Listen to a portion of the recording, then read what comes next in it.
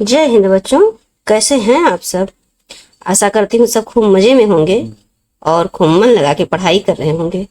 तो आइए बच्चों, आज हमने आपका जो सूरदास के जो पद थे बच्चों, उनको हमने समझ लिया था पिछली क्लास में। अब आइए उनसे संबंधित ये क्वेश्चन आंसर को सॉल्व करते हैं। तो आप लोग भी रेडी हो जाएं और ये चीजें जो इम्पोर्टेंट हों उसको आप अपनी कॉपी में नोट करते जाइए। एक नोट्स बनाते रहिए बच्चों। ये नोट्स आप बना लेंगे तो एग्जाम टाइम में रिवीजन करने के लिए बहुत बेहतर रहेगा, आपकी खुद की हैंड राइटिंग की होगी।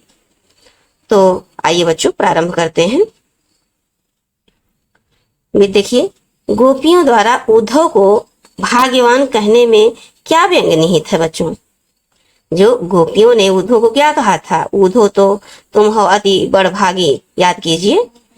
तो इसमें कैसा व्यंग निहित है, ये इसमें क्वेश्चन पूछा जा रहा है। तो देखिए बच्चों, यहाँ पर आंसर साफ साफ लिखा है, इसको हमको आपको एक्सप्लेन करना है। गोपियों द्वारा उद्धव को भाग्यवान कहने में यह व्यंग निहित है कि उद्धव वास्तव में भाग्यवान न होकर अति भाग्यहीन है। क्या है? भाग्यहीन है। वह श्री कृष्ण रूपी सौंदर्य तथा प्रेम रस के सागर के समीप रहते हुए भी प्रेम के आनंद से क्या है? वंचित हैं। श्री कृष्ण के प्रति कैसे उनके हृदय में अनुराग उत्पन्न करना है, प्रेम उत्पन्न नहीं हुआ। कैसे उनके हृदय में प्रेम उत्पन्न नहीं हुआ श्री कृष्ण के प्रति, ये गोपियां कहना चाहती हैं। अर्थात श्री कृष्ण के साथ कोई व्यक्ति एक भी क्षण व्यतीत कर ले तो वो कृष्णमय हो जाता है। तो वो क्या हो जाता है बच्चों? कृष्णमय हो जाता है। इसमें यही ये इसको आप अच्छे से नोट कर लीजिए कॉपी में और ये रिवीजन करते रहिएगा बीच बीच में बच्चों। ये आपकी सुविधा के लिए हमने क्वेश्चन आंसर बना लिया है। तो देखिए बच्चों, दूसरा क्वेश्चन क्या कह रहा है, उद्धव के व्यवहार की तुलना किस किस से की गई है। उद्धव के जो व्यवहार की जो तुलना है बच्चों, ये किस किस से की गई है, यही इसमें दिखा रहा है, ये इसमें पूछ रहे हैं। तो आइए बच्चों हम इसको समझ लेते हैं आंसर। देखिए उत्तर में क्या लिखा है, उद्धव के व्यवहार की तुलना निम्नलिखित उदाहरणों से की है। किसने? गोपियों ने। उद्धव को कमल के पत्ते के समान बताया, जो जल में रहते हुए भी स्वयं पर जल का दाग नहीं लगने देता। अर्थात कृष्ण का सानिध्य पाकर भी वो कृष्ण के प्रभाव से सर्वथा मुक्त है। आगे फिर उद्धव तेल के गागर अर्थात मटके के समान बताया, जिस पर जल की एक बूंद भी नहीं टिक पाती है। अर्थात उद्धव पर श्री कृष्ण का प्रेम अपना प्रभाव नहीं छोड़ पाया, यही अर्थ है बच्चों। आइए नेक्स्ट क्वेश्चन में हम चलते हैं। गोपियां किन किन उदाहरणों के माध्यम से उद्धव को उलाहने दिए हैं। कौन कौन सा उदाहरण लिया है?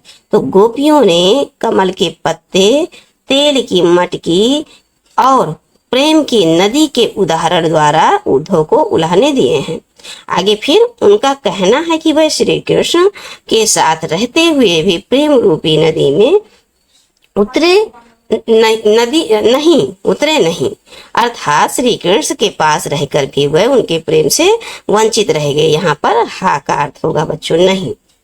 आइए नेक्स्ट क्वेश्चन पे चलते हैं।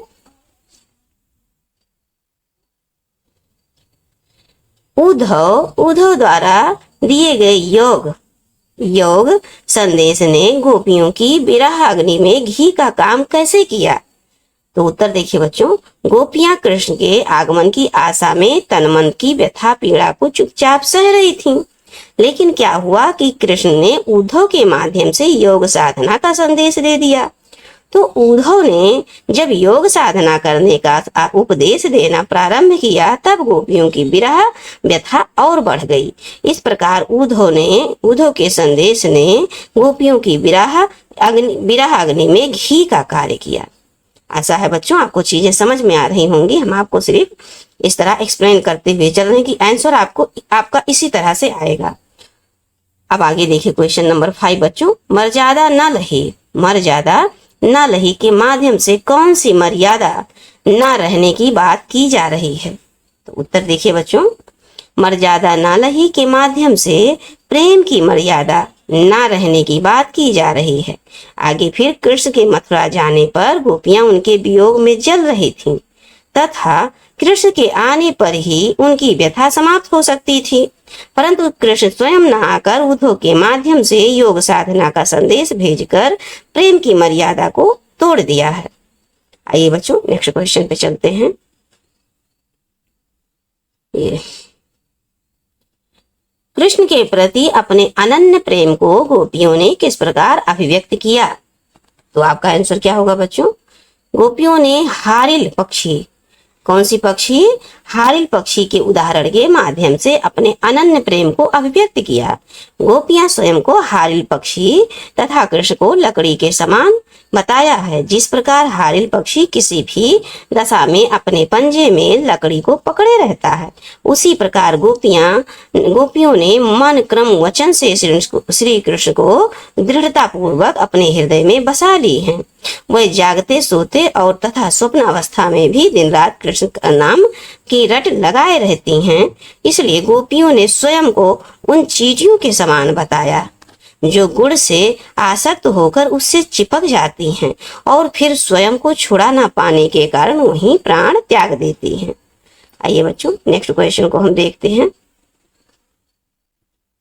क्वेश्चन नंबर 7 देखिए क्या कह रहे हैं। गोपियों ने उद्धव से योग की शिक्षा कैसे लोगों को देने की बात की? गोपियों ने उद्धव से योग की शिक्षा कैसे लोगों को देने की बात कही है? देखिए बच्चों, जिनका मन चंचल अर्थात अस्थिर हो, एक जगह टिके ना और भटकता रहता हो, उद्धव अपने योग के संदेश में मन की एकाग्रता का उपदेश देते हैं। परंतु गोपियों का मन तो श्री कृष्ण के प्रेम से में पहले से ही एकाग्र है। इस प्रकार योग साधना का उपदेश उनके लिए बेकार है। अतः गोपियां चंचल मन वाले लोगों को योग का उपदेश देने की बात कर रही हैं। कैसे लोगों की? तो चंचल मन वाले लोगों की। आगे आइए नेक्स्ट क्वेश्चन बच्चों। क्वेश्चन नंबर 8 देखिए, प्रस्तुत पदों के आधार पर गोपियों का योग साधना के प्रति दृष्टिकोण स्पष्ट कीजिए कि योग साधना के प्रति गोपियों का दृष्टिकोण कैसा रहा। तो प्रस्तुत पदों में योग साधना के ज्ञान को निरर्थक बताया किसने? गोपियों ने। यह ज्ञान गोपियों के अनुसार अव्यवहारिक और अनुपयुक्त है। उनके अनुसार यह ज्ञान उनके लिए कड़वी ककड़ी के समान है जिसे खाना बहुत मुश्किल है। गोपियां योग साधना को ऐसी बीमारी बताती हैं जिसके बारे में उन्होंने पहले कभी ना सुना हो और ना ही देखा है। आइए बच्चों ये आंसर ध्यान से आप सुनिए।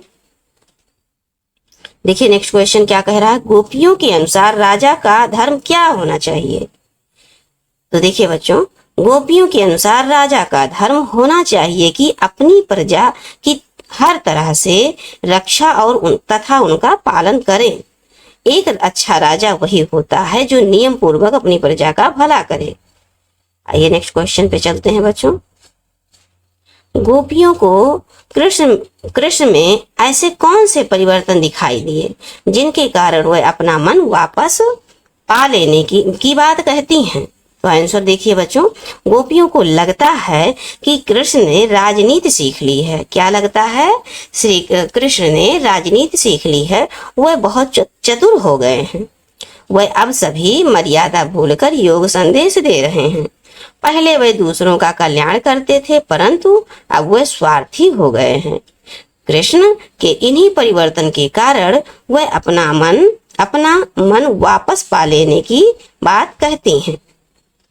आइए बच्चों नेक्स्ट क्वेश्चन पे चलते हैं। गोपियों ने अपने वाक चातुर्य के आधार पर ज्ञानी उद्धव को परास्त कर दिया है। उनकी वाक चातुर्य की विशेषताएं लिखिए। गोपियों की वाक चातुर्य की निम्न विशेषताएं हैं। देखिए बच्चों, नंबर 1 तर्क क्षमता। गोपियों ने अपनी बात तर्कपूर्ण ढंग से कह रही हैं। गोपियां अपनी बात तर्कपूर्ण ढंग से कही हैं कि अपने तर्कों से गोपियां उद्धव को निरुत्तर कर देती हैं। कैसे? अपने तर्क क्वेश्चन के द्वारा गोपी उद्धव को क्या करती है? निरुत्तर अर्थात बिना उत्तर के कर देती है, अर्थात वो उत्तर नहीं दे पा रहे हैं उनके प्रश्न के। दूसरा बच्चों व्यंग्यात्मकता। तो यहाँ देखिए बच्चों, गोपियों में व्यंग करने की अद्भुत क्षमता है। वो अपने व्यंग बाणों से उद्धव को घायल कर देती हैं और उनके द्वारा उद्धव को भाग्यवान बताना, उनका उपहास उड़ाना है। आइए बच्चों नेक्स्ट क्वेश्चन को देखते हैं। संकलित पदों को ध्यान में रखते हुए सूर्य के भ्रमर गीत की मुख्य विशेषताएं बताइए। तो देखिए बच्चों, इनके निम्नलिखित विशेषताएं हैं। नंबर 1 है, देखिए भ्रमर गीत में ब्रज भाषा का प्रयोग हुआ है, एक विशेषता है। दूसरी विशेषता, इसमें गोपियों का कृष्ण के प्रति अनन्य प्रेम प्रकट हुआ है। तीसरी विशेषता, इसमें प्रेम के सम्मुख योग साधना को तुच्छ दिखाया गया है। और चौथी, गोपियां वाचाल एवं तर्कशील हैं। कैसी हैं? मतलब अच्छे से बोलने वाली और तर्कशील भी हैं, ये विशेषता है। आइए नेक्स्ट क्वेश्चन पे चलते हैं बच्चों। गोपियों ने उद्धव के सामने तरह तरह के तर्क दिए हैं। आप अपनी कल्पना से और तर्क दीजिए, बताइए। हम स्वयं की कल्पना से निम्नलिखित तर्क दे सकते हैं। नंबर 1 देखिए, गोपियों को योग साधना का उपदेश देना ठीक नहीं है, क्योंकि योग साधना का कार्य कठिन है।